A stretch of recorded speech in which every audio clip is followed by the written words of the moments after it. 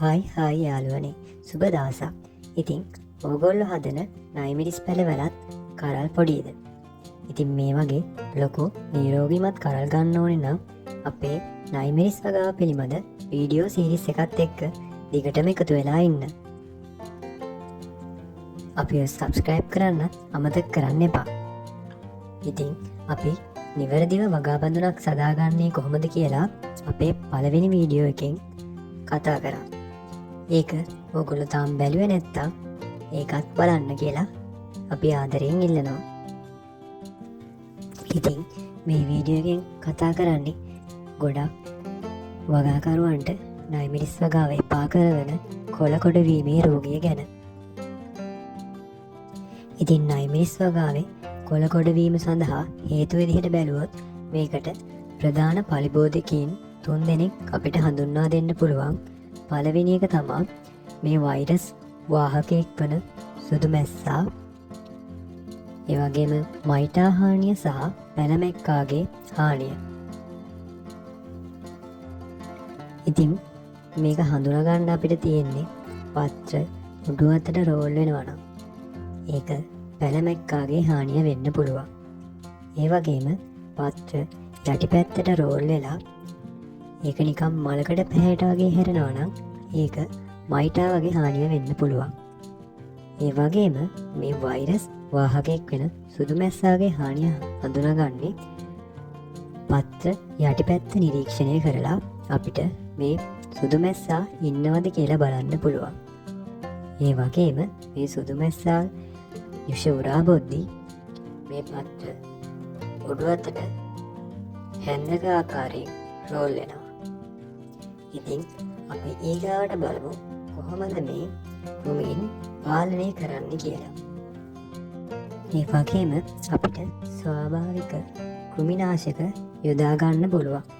ඉතින් මේ ස්වාභාවික කෘමිනාශක යොදා ගන්නවා නම් අපිට දින 3-3ටවත් යොදා ගන්න ඕනේ. මේ ස්වාභාවික කෘමිනාශක යොදා ගැනීමේදී ඒවා එකින් එකට මාරු කරන්න ඕනේ.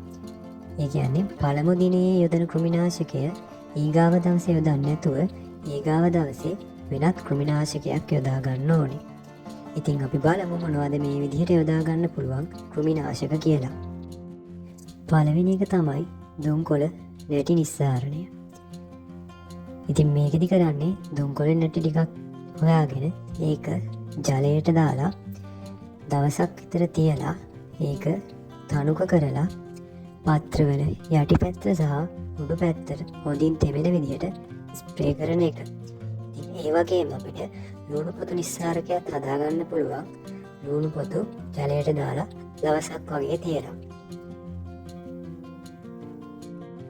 ඊට අමතරව අපිට කොහොම තෙල් නිස්සාරකය, කුරුඳු කොළු නිස්සාරකය වගේ ස්වාභාවික කෘමිනාශක හදාගෙන මේකට භාවිත කරන්න පුළුවන්. ඉතින් වගාව මුල සිටම දවස් 3-3ට වගේ මේවා භාවිත කරන්න හැකියාවක් තියෙනම් අපිට ලේසියෙන්ම මේ රෝග පාලනය කරගන්න පුළුවන්. ඉතින් මේ ස්වාභාවික කෘමිනාශක වලින් මේ වගාවේ තියෙන මේ රෝග පාලනය කරගන්න නොහැකි නම් අපිට රසායනික කෘමිනාශක වලට යන්න වෙනවා. ඉතින් මේකෙදි අපිට ඇබමැට්ටික්, තයෝමැක්සිමම් වගේ රසායනික කෘමිනාශක භාවිත කරන්න වෙනවා. ඉතින් මේ කෘමිනාශක භාවිතයේදී නිවැරදිව තනුක කිරීම, ඒ කියන්නේ සාන්ද්‍රණය ඉතා වැදගත්. මේ කෘමිනාශක සැර වැඩි වුණොත් ශාකවල පත්‍ර පිච්චිලා යන්න පුළුවන්. ඒ වගේම මේ ශාකවලට මේ කෘමිනාශක යොදන වෙලාවත් වැදගත්. උදේ 9ට කලින් හරි හවස යොදනවා නම් වඩාත් හොඳයි. ඉතින් ඕගොල්ලන්ටත් නයිමිරිස් වගාව පිළිබඳ ගැටලු තියෙනම් පහලින් කමෙන්ට් කරන්න. අපේ මේ වීඩියෝ සීරිස් එකත් එක්ක දිගටම එකතු වෙලා ඉන්න. අපි ඊගාව වීඩියෝ එකකින් අරන් එන්නම් නයිමිරිස් වගාවේ හරිම පොහොර කාලසටහන මොකක්ද කියලා. ඉතින් එතකන් අපේ YouTube channel එක subscribe කරලා අපිත් එක්ක රැඳී ඉන්න.